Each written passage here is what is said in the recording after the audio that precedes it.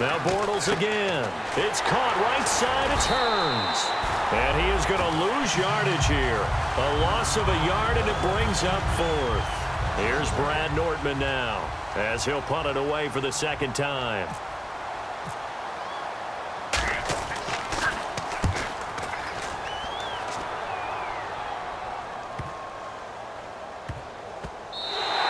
And that one hits at the 7, but bounds into the end zone, and that'll be a touchback. So out come the Falcons now. They'll come up now in the Wildcat package. Come on, let's go. On the direct snap, Freeman. And he'll find some space up to about the 25. Give him 5 on the carry there, and it'll be second down. And in this situation with the lead fourth quarter, they're liking keeping the ball on the ground, I'm sure. That's just smart football, but you know the defense has to know it as well. They've got to stop them here. So now we're going to see that loading the box in a big way. 6, 7, 8, 9, whatever it's going to take, puts a little bit more pressure on your big offensive line. And he got half of what he needed there, 2 yards, and it'll bring up a 3rd and 2 more. 2 yards to go here on 3rd down.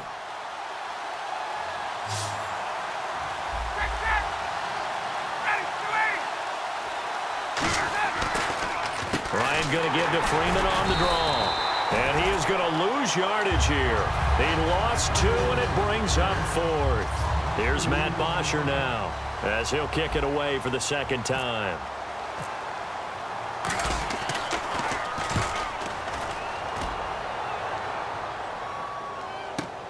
Fielded at the 20. So possession goes over here on the punt. And the offense will take over with a new set of downs. And out now comes Jacksonville as they get ready to go. And with this deficit, you can't have too many more drives like the last drive where you had to punt it away. You know what I would tell my offense right here? The punter doesn't exist, guys. He doesn't even exist. He's not a team anymore. I just cut it, all right? So you've got to go out and create some offense for us here and give us some points. No way does that guy get on the field on this drive. Poor punter. Yeah, it wasn't his fault. But, hey, listen, there's got to be casualties at times. We're trying to win a game.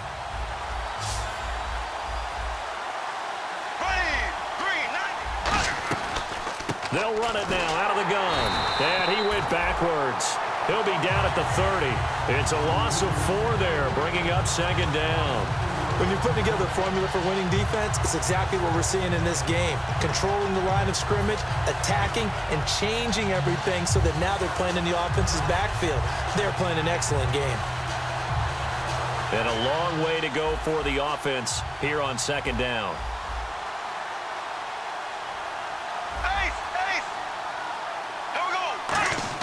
On second down, here's Bortles. Over the middle, the connection to Hearns. And he'll be taken down, but not before he gets into enemy territory.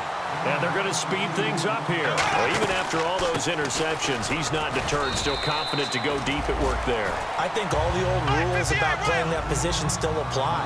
If things go wrong, you still act like you're the best player out on the field. You still carry that supreme arrogance with you and continue to fire the ball. I've seen guys. And this is caught inside the 5. And he will get this into the end zone for a Jaguar touchdown. Allen Hearns, 43 yards. And the Jaguars have cut it back within a score.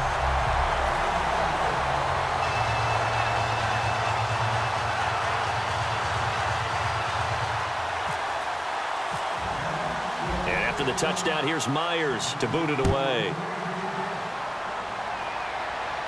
And no return on this one as the fair catch is signaled for and taken. Atlanta now coming out on the field. They've got the lead. Last time had to punt it, though. What's the key to this drive? I think it's leverage.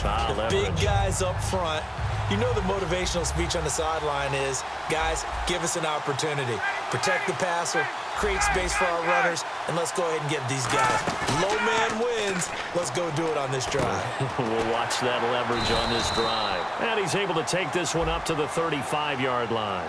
And that right there will set him back a bit on the offensive holding penalty. And you know who you want to pressure after a penalty like that? the guy who just committed the foul. You want to see if he's going to keep his head down or if he's going to get his head right back into the game. I'd send a blitz at him right away and see if he holds up. Shift together here from the D-line.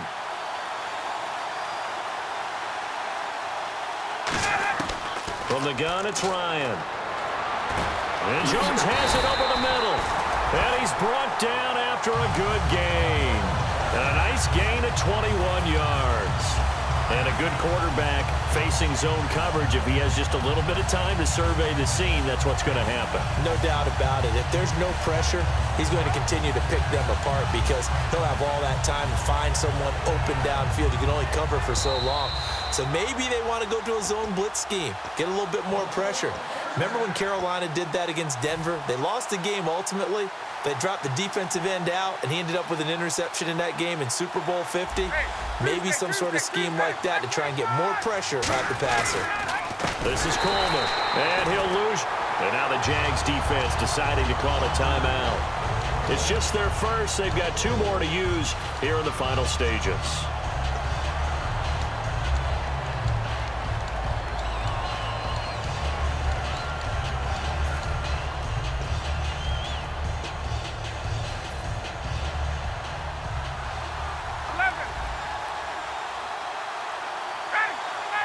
Alone to the right is Jones.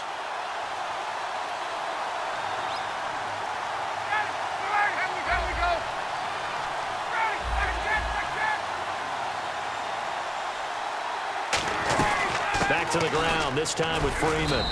And now the Jags going to signal for another timeout. That'll be their second, so one more chance to stop the clock here, and we'll be back.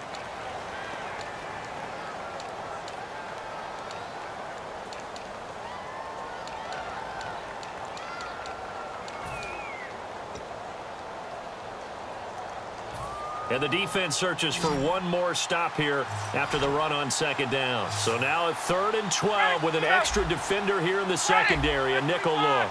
Looks like the defense in press coverage here. Here's Ryan. Finding Gabriel, complete. And he's got the first down yardage there as he takes it just across midfield. And there they went crossing route against the zone defense. What do you think of that? Takes real coordination between the passer and the receiver because you've got to read those zones and where the open spots are and be on the same page with the guy throwing the football. Because sometimes you're throwing it in front of the zone. Sometimes you're throwing it between the zones. Sometimes the receiver's going to just kind of find a spot and what we call sit down and present himself to the quarterback and throw it there.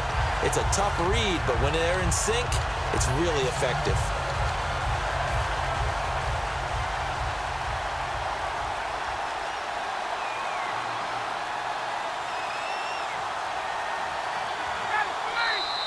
And the play clock is going to run out here. They're in no hurry to get a play off.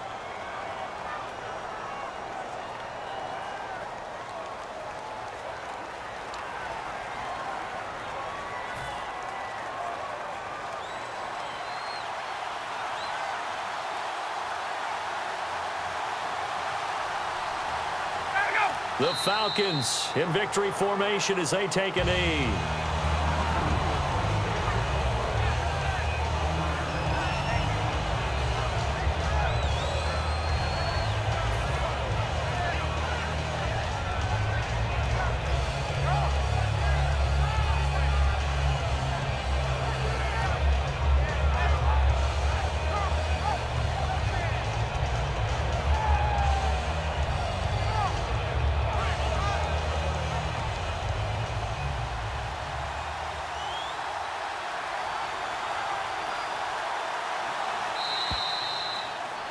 And it's over. The Lombardi Trophy belongs to the Falcons. Yes, the Atlanta Falcons are the Super Bowl champions.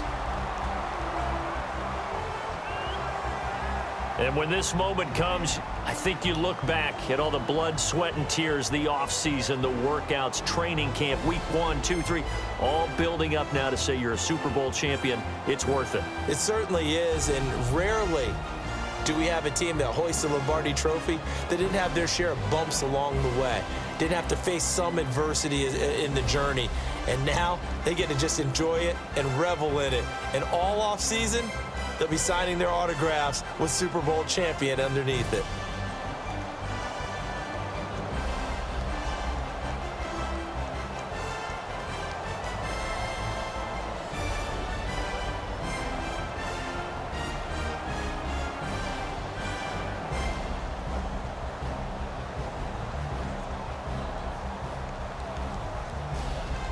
And they are the Super Bowl champs. The Lombardi Trophy is theirs, and so are bragging rights for an entire season. What a season it has been. Feels like we have been there every step of the way. Our entire crew doing a wonderful job. Thanks to my broadcast partner, Charles Davis. For all those guys, I'm Brandon Gunn signing off. We'll talk to you next season right here on EA Sports.